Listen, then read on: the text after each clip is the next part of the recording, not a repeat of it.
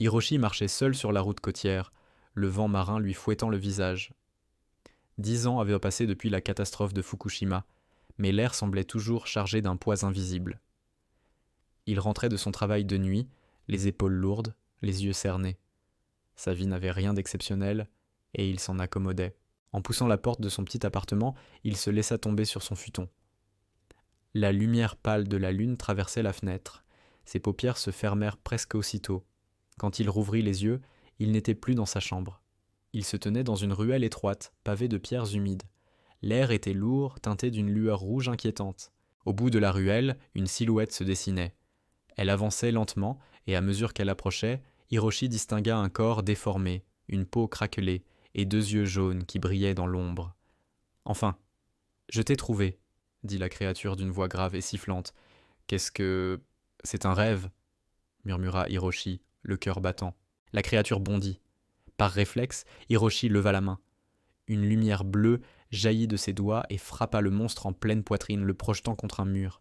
Il resta figé, haletant, fixant ses mains qui brillaient encore.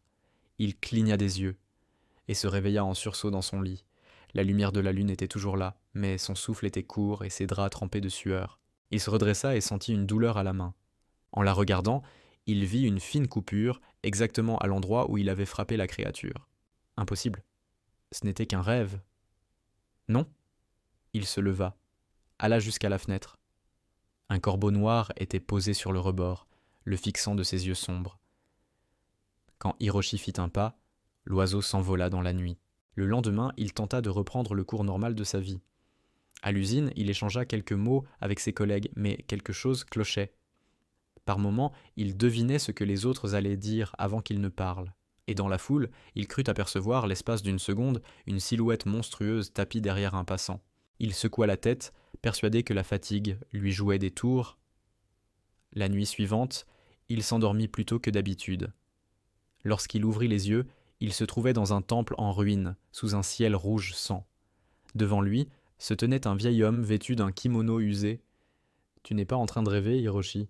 dit l'homme d'une voix calme. « Tu es l'un des veilleurs. »« Les... Quoi ?» ?»« Ce monde est envahi par des démons. La nuit, ton esprit rejoint le champ de bataille. » Un grondement sourd retentit derrière eux. Un démon gigantesque, aux cornes recourbées et à la gueule béante, surgit des ombres. « Réveille ton pouvoir, ou meurs !» lança le vieil homme. Hiroshi sentit à nouveau cette chaleur dans sa main. La lumière bleue jaillit, plus intense que la veille. Il se jeta en avant, poing levé, visant la tête du monstre. L'instant d'après, tout devint noir. À suivre.